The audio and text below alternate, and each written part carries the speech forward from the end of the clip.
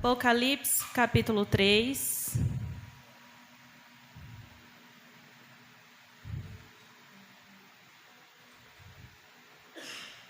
Apocalipse, capítulo 3, versículo 20.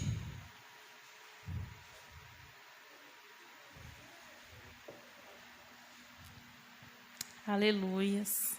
A gente sempre fica nervoso, né? Ai, imagina se fosse como os irmãos aqui, que o pastor chama na hora. Meu coração não ia dar conta. Mas tudo é para a honra e glória do Senhor. Ao decorrer da mensagem, os irmãos vão ver que tem um pouco de tudo que já foi falado aqui. Por isso que é importante a gente prestar atenção em cada oportunidade, porque Deus fala em cada uma delas. Aleluias. Apocalipse 3, capítulo 20 diz: Eis que estou à porta e bato. Se alguém ouvir a minha voz e abrir a porta, entrarei em sua casa. Com ele cearei e ele comigo. Repetindo: Eis que estou à porta e bato. Se alguém ouvir a minha voz e abrir a porta, entrarei em sua casa. Com ele cearei e ele comigo. Amém. Os irmãos podem vos sentar. Aleluias. Esse versículo é do capítulo 3, e esse capítulo são mensagens direcionadas a cada igreja. Então, vamos ter mensagens ali para Filadélfia, para Laodiceia. Mas aí eu quis pegar esse versículo por parte afora, mas não deixando de lado toda a mensagem do capítulo 3, porque a gente nunca pode pegar um versículo afora e pregar ali só daquele versículo, né? Então, mas ali eu peguei a parte e falei assim: Senhor, fala comigo através desse versículo. Eu tinha um outro em mente, uma outra mensagem, aí eu pensei assim: não, mas essa mensagem está mais para mim do que para a igreja. Aí eu falei: Senhor, fala uma outra mensagem, e foi essa que o Senhor falou comigo. Então, vamos falar primeiro de quem Jesus é, de quem Deus é, dos adjetivos de Jesus, dos adjetivos de Deus. Nós sabemos que Jesus, ele é o pão da vida. Nós sabemos que, por que é pão da vida? Porque assim como nós precisamos do sustento do pão, quando nós precisamos do alimento, assim a gente precisa de Deus todos os dias. E aí a palavra do Senhor vai dizer que Ele é o pão da vida e que se nós nos alimentarmos desse pão, nunca mais teremos fome. Nós sabemos que Jesus, Ele é a água viva, e que se bebermos dessa água, nós nunca mais teremos sede. Nós sabemos que o que é inerente para o ser humano, para a vida humana, para a sobrevivência, é o pão, o alimento e a água. Então aqui Jesus está como o pão e a água, o que mais necessitamos para sobreviver. Temos Jesus como a pedra de esquina, ou a pedra angular, que também era muito importante nas construções antigas. Era a partir dela que sabiam quais as locações de cada pedra. Era ali a direção para toda aquela construção, era a base, era a principal. Então nós sabemos que Deus é a nossa base, é o principal para a nossa vida, e é a partir dele que todas as coisas vão se alinhando. Nós sabemos também que Jesus é o caminho. Então, se nós estamos perdidos em alguma direção, basta olhar para Jesus, pois Ele é o caminho. Nós precisamos do alimento, nós precisamos de uma direção. Então, Ele é o caminho. Nós sabemos que Jesus é a verdade. Então, Ele é a base de tudo, Ele é o alimento, Ele é o caminho, e agora Ele é a verdade, Ele é a palavra. É a verdade absoluta, não há uma verdade por cima desta verdade, não há outra palavra além desta que é a do Senhor. Então Ele é a verdade, Ele é tudo o que nós necessitamos. Temos o Senhor como a vida. No fim, nós chegamos nesse ponto, Ele como a vida. Nós sabemos que o ar que passa pelos nossos pulmões, o sopro que passa pelos nossos pulmões, é vinda do Senhor. Então, Ele é a vida. Nós sabemos que Ele é o leão de Judá, poderoso, cheio de glória, cheio de honra, imponente. Nós sabemos que é um Jesus poderoso. E nós sabemos que Ele é a porta. E quem entrar por esta porta será salvo. Nós sabemos que Deus é o Rei dos reis, Senhor dos senhores, Senhor dos exércitos, Todo-Poderoso, justo juiz. Nós sabemos que Ele é eterno, que Ele é santo e somente Ele é santo. Tem muita gente que coloca pessoas depois que morrem como santo. Vai interceder a esses santos, vai pedir misericórdia a esses santos. Ah, mas são pessoas que viveu para os pobres. Nós sabemos que viver para os pobres, ser bondoso, não significa que somos melhor do que Deus. Ah, mas essa pessoa, ninguém tinha o que falasse dela, porque é uma pessoa totalmente correta, mas ninguém sabe no seu íntimo, no seu coração, os seus pensamentos, o que essa pessoa fazia quando ninguém estava olhando. Todos nós estamos suscetíveis a erros. Então, por que colocar pessoas como santos? Pois somente o Senhor, Ele é santo. Então, essa palavra é dele. Ele é santo e somente Ele é santo. Nós temos o Deus como bondoso. Só Ele é detentor de toda a bondade. Ele é fiel. Certamente, nós tentamos ser fiéis a Deus, mas nós nunca seremos fiéis a Ele como Ele é a nós. Misericordioso. Então Ele é um Deus cheio de misericórdia, capaz de amar as piores pessoas. Às vezes eu olho e falo assim: Senhor, tem pessoas que eu acho que eu não conseguiria amar. Eu não odeio, mas eu não conseguiria amar. Às vezes você se pega dentro de um ônibus e você olha todo tipo de pessoa, do pequeno ao grande, do calvo ao cabeludo, do alto ao baixo, do barrigudo ao magro, do bêbado que está lá dentro do ônibus falando a viagem inteira. E você fala assim: como é que Deus ama cada um dessas pessoas? E o amor dele não é diferente, não é mais para um e menos para outro. O amor dele é surreal. É uma bondade, uma misericórdia que só dele é proveniente. Ele é onipresente, está em todos os lugares. Ele é onisciente, Ele sabe os nossos pensamentos, os nossos intentos, os nossos sentimentos. Ele é onipotente, Ele é cheio de poder. Ele é o Criador de todas as coisas. E aí você se pergunta: por que você está falando todas essas coisas, se nós já sabemos? É porque ainda assim, Jesus com todos esses adjetivos, Deus com todos esses adjetivos, mesmo Ele sendo divindades, Ele olha para um povo como nós. Ele olha para um povo pecador, um povo errante, um povo mau, um povo vingativo.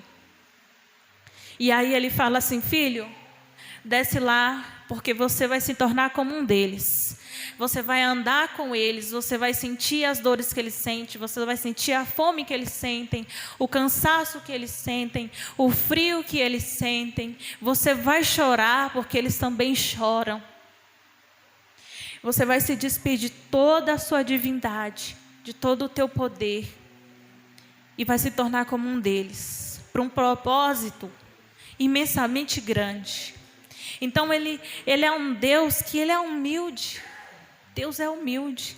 Então quando fala assim: Ele bate a porta, eis que estou à porta e bato, é porque Ele é humilde. É uma humildade assim que nós não conseguimos ver em nós mesmos.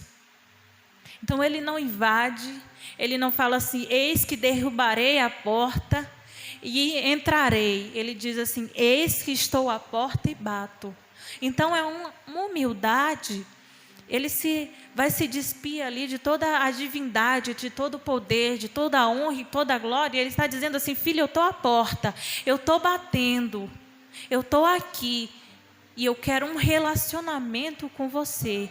Eu estou nesta porta batendo. Eu estou sendo humilde. Eu não estou te forçando. Eu não estou te obrigando. Eu não estou enfiando o pé na porta. Eu não estou simplesmente falando assim: senta, você vai ter um relacionamento comigo. Senta, você vai mudar. Senta aqui porque você precisa melhorar. Ele está dizendo: eu estou à porta.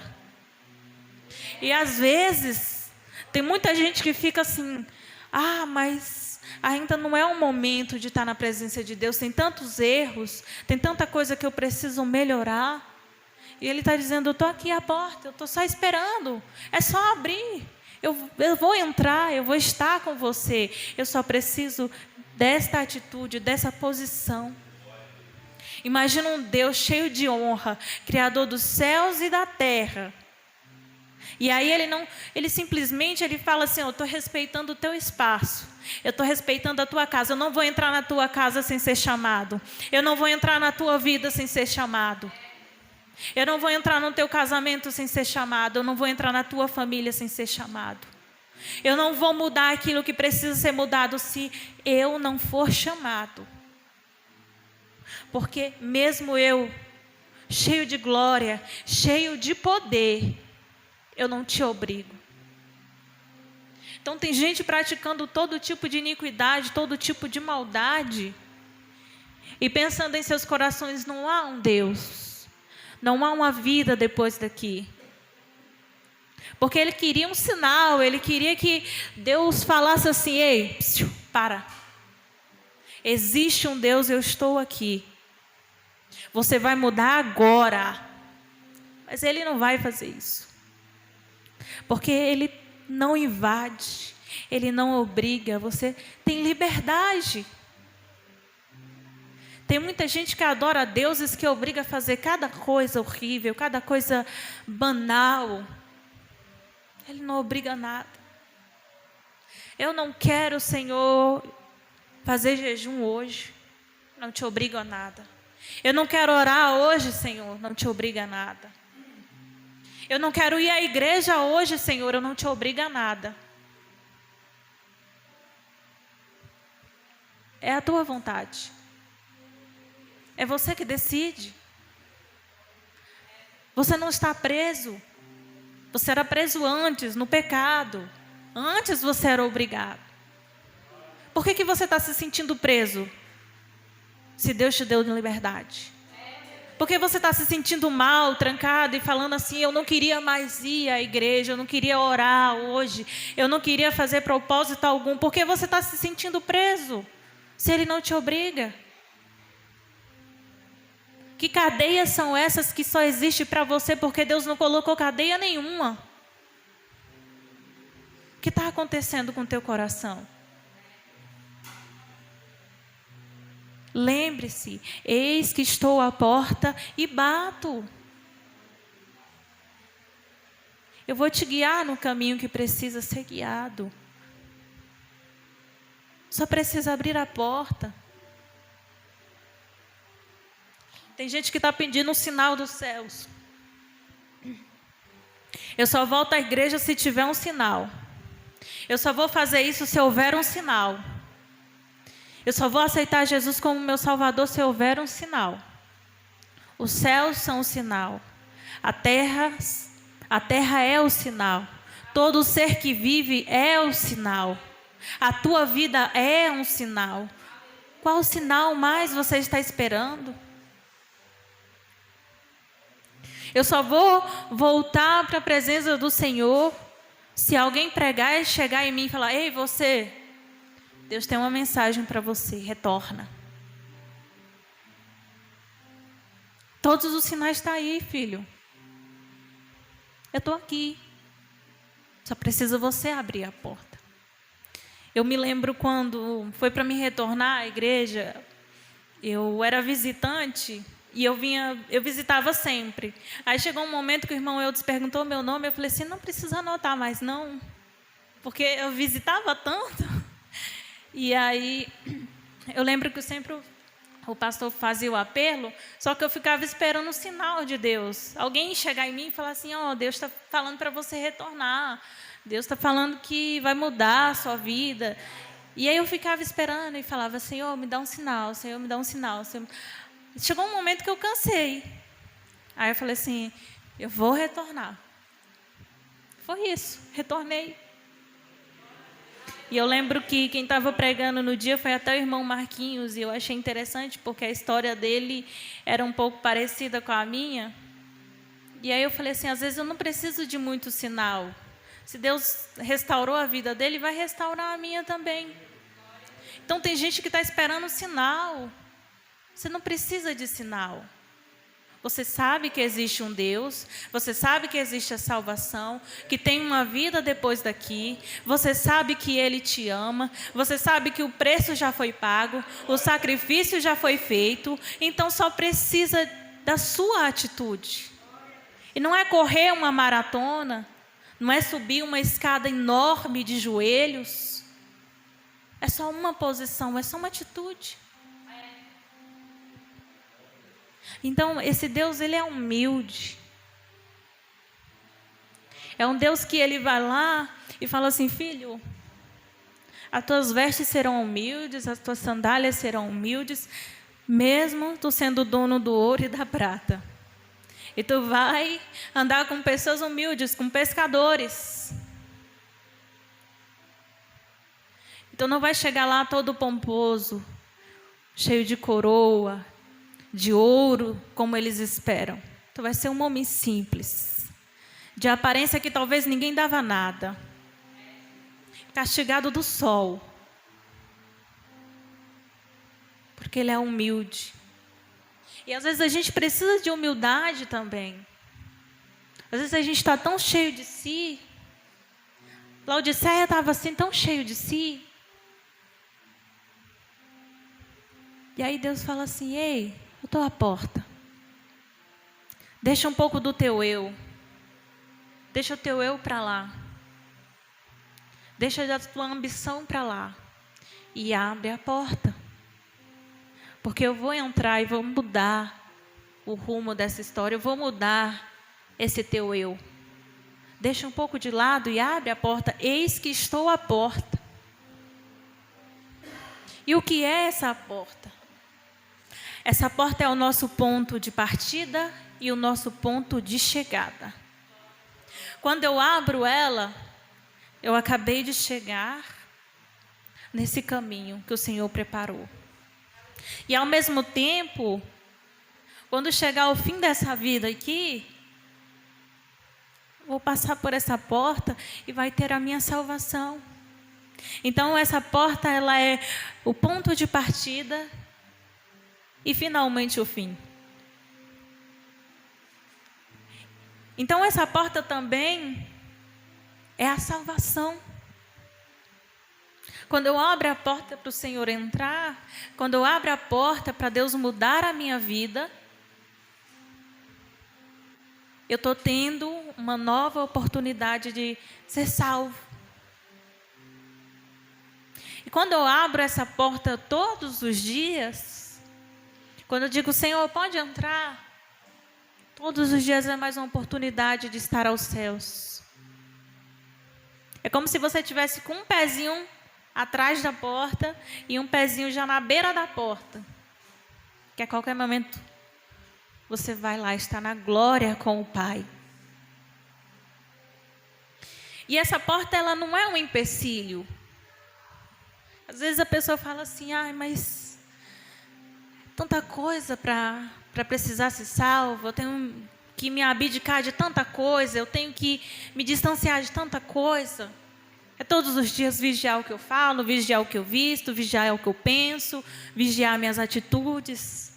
É tão cansativo. Aí você pensa que a porta é um empecilho, mas não é. O que é um empecilho é o pecado. O que é um empecilho é o ego. O que é um empecilho é a ambição. Quando eu penso assim, eu já tenho tudo. E aí eu vou em busca de mais dinheiro, mais fama. E aí quando a vida está bem demais, a gente deixa de buscar o Senhor.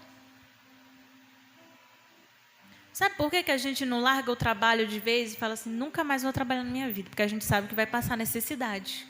Então é contínuo, todos os dias, aquela mesma rotina. Pegar ônibus, ou ir a pé, ou pegar o seu carro, e toda aquela coisa, todos os dias. É cansativo, mas você não deixa de ir. Então, às vezes, é necessário que venham necessidades a nós para que nos lembramos de Deus.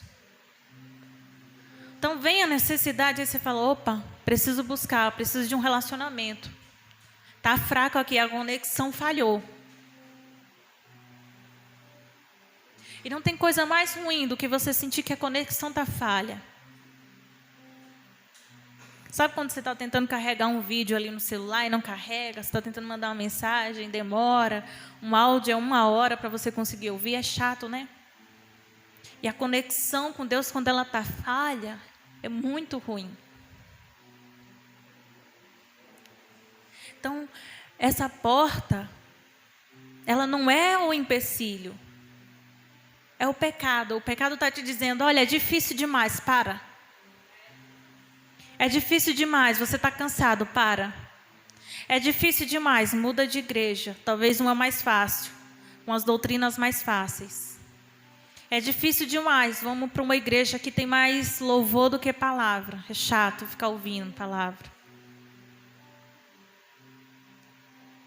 Ou então, é aquela pessoa que fala assim, olha, eu já conheço tudo da palavra do Senhor. Não preciso ficar ouvindo ninguém me ensinar nada. Eu sou conhecedor. E às vezes ele senta, ele não quer ouvir a palavra, ele quer questionar. Mas isso aí está errado. Que versículo está isso? Eu sei que é importante a gente questionar. Não estou dizendo que é errado. Mas a pessoa não fala com intenção de verificar a palavra, para não ser enganada. Ela fala na intenção de, ninguém conhece mais do que eu, ninguém tem mais conhecimento do que eu. Eu vou na escola dominical para quê? Já li a Bíblia umas 3 vezes esse ano. Não preciso. E aí ele é muito cheio de si. E tem pessoas que com conhecimento da palavra do Senhor todinha, se você sentar com ela, ela faz você sentir vergonha, porque você fala, meu Deus, eu não sei nada. É muito sábio, mas não faz proveito nenhum dessa sabedoria. Canta muito bem, prega muito bem, mas não faz proveito nenhum. Às vezes eu tenho a sensação que a nossa santidade tem sido para os outros e não para nós mesmos.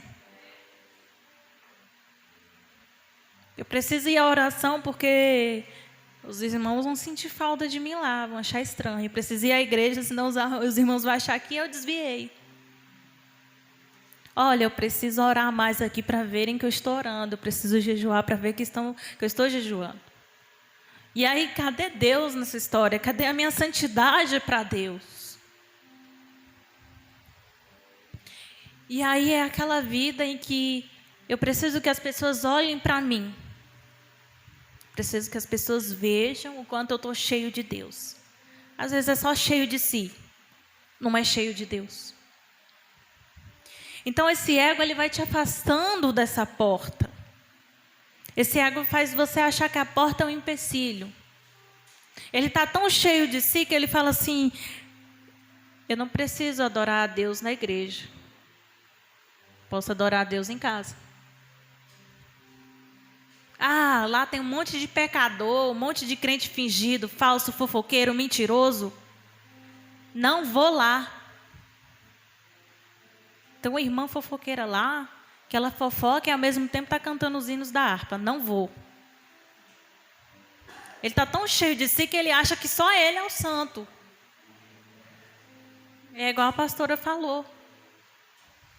Às vezes é tanto elogio, é tanto irmão falando assim, eita, tu é uma benção, tu é vaso. Eita, terra. E aí ele acha mesmo que ele está cheio. Baixa a bola um pouquinho. Porque se não for Deus, você pode até pregar, cheio de sabedoria. Muita gente vai ficar de boca aberta. Mas se não tem Deus nessa pregação. É por isso que às vezes a gente tem medo de pregar, porque a gente fala igual Moisés, Senhor, se tu não for comigo, eu nem vou. Porque do que adianta eu vir aqui falar o que está no meu coração, na minha mente, se não for de Deus, se não for Deus comigo? Não adianta. Então a gente tem que entender que é de Deus. Todas as coisas é proveniente dele. Então o pecado, ele me distancia da porta. O ego me distancia da porta. A ambição me distancia da porta. Preciso trabalhar mais. Comprar um carro novo. Preciso trabalhar mais. As crianças estão querendo um skate. Preciso trabalhar mais. A mulher está querendo roupas novas. Preciso trabalhar mais. Reforma da casa. Eu preciso. Aí chega no final da noite, uma oração bem curta. Senhor, obrigada pelo dia, pela vida da minha família. Me dê uma boa noite, um bom dia amanhã. Dorme. Então é uma coisa assim que Deus está sabendo que eu estou trabalhando, estou ocupada. Ele vai entender. Está tudo certo. Não vou à igreja hoje não. Deus sabe que eu estou cansado. Vou no domingo. Está tudo certo. E vai indo. E aí, às vezes, Deus vai falando assim, filho, mas eu estou aqui na porta, batendo, e você só precisa abrir. Estou nem pedindo uma oração de 1 hora, não. Isso aí é com você. Quanto mais você orar, mais intimidade você vai ter. Mas eu não estou pedindo 1 hora. Eu só não quero oração repetida. Eu quero que você chegue e abre o teu coração. Eu não quero aquela oração que você fala só por falar. Eu quero que você confie naquilo que você está falando, naquilo que você está pedindo. Porque eu estou à porta, eu posso fazer. Basta você deixar. Eu estou à porta. E essa porta é o que você precisa. Essa porta é o que você deve almejar todos os dias. E falar assim, olha, Senhor, é de manhã, vou abrir a porta, pode entrar. É à tarde, vou abrir a porta, pode entrar. É de madrugada, vou abrir a porta, pode entrar. É de noite, vou abrir a porta, pode entrar. Porque eu quero a tua presença todo dia, a todo momento, toda hora, porque eu preciso da tua presença, Senhor. Então, como o Senhor se despiu de toda a honra, de toda a glória, para poder bater a porta, para ser humilde, para ser esse Deus que Ele é, nós também temos que nos despedir de certas coisas. Para também não abrir a porta de qualquer jeito. Está preparado no momento em que abrir a porta. E o que significa entrarei e cearei com Ele e Ele comigo?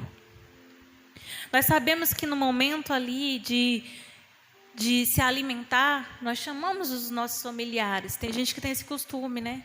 Todo mundo à mesa ali, todo mundo se senta. E aí, esse é um momento de comunhão. É o momento em que você vai conversar sobre o seu dia, conversar sobre certas coisas, ou você vai rir. Então, esse momento que o Senhor fala, vou entrar e vou cear contigo e você comigo. E é uma interação. Não é só Ele que vai sentar à mesa e cear. Ele diz, eu contigo e você comigo. Então, quando você se senta ali à mesa com seus familiares, você fala do seu dia, você ri, você tem a comunhão. Todo mundo sabe que não tem melhor momento que é o momento que a gente se senta para comer. É muito bom. Então, aquele é o melhor momento.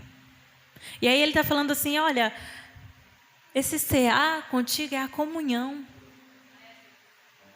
Esse cear contigo é a convivência. Então, eu estou te chamando para ter uma comunhão comigo, um contato, uma convivência. Porque tem gente que não está querendo a comunhão com o Senhor.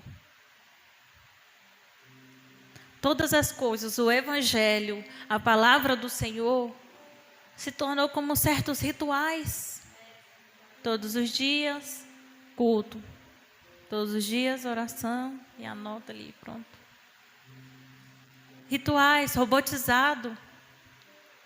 E está tudo certo, está tudo bem.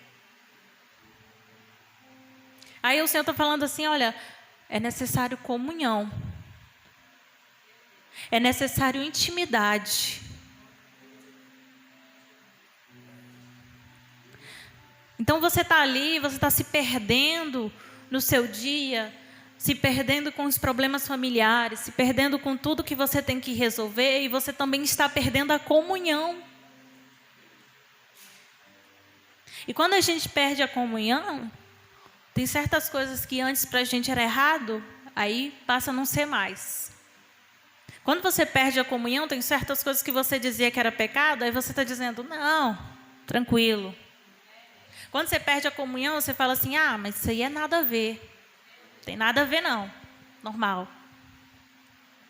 Quando você perde a comunhão, a sua atitude muda. Seu jeito de falar, de sorrir, toda a tua postura muda. Porque se tem algo que declara santidade na tua vida, é Deus. Sem a presença do Senhor não tem santidade. Sem a comunhão do Senhor não tem diferença. Ninguém consegue ver a luz, o brilho que o pastor Cário fala quando vê a pessoa. Não tem brilho. Então é necessária essa comunhão com o Senhor. Eu vou sentar, eu vou ter comunhão com você, eu vou ter um relacionamento. E o que é um relacionamento se eu não falo com o meu Pai? Às vezes, a gente faz um propósito com o Senhor. A gente fala assim, olha, Senhor, um propósito, 7 dias na madrugada orando, 3 horas da manhã. E ali, é para acontecer aquilo que eu estou te pedindo, Pai. Acontece. Tem outras coisas que eu vou lá, faço 7 dias de oração na madrugada, faço um mês de jejum, faço o propósito de ler 3 capítulos por um mês. Aí não acontece nada. E aí você reclama, fala assim, Senhor, eu já fiz tudo que tinha que fazer. O que mais o Senhor quer de mim, Deus? Não tem mais o que eu possa fazer. Tanto que eu já fiz propósito, tanto que eu já orei.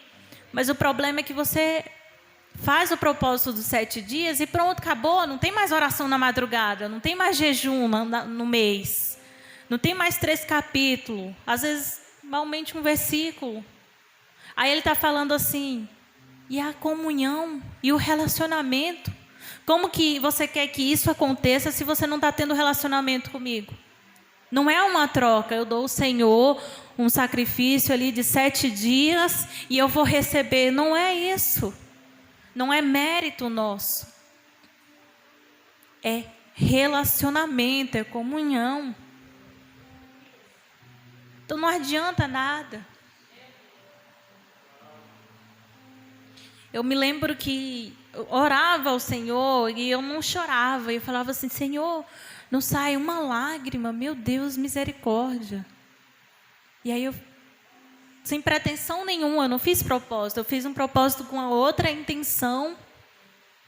E aí acabou que o Senhor mudou essa outra situação que eu nem tinha feito propósito. Hoje em dia eu falo um com o Senhor, já estou me derramando em lágrima.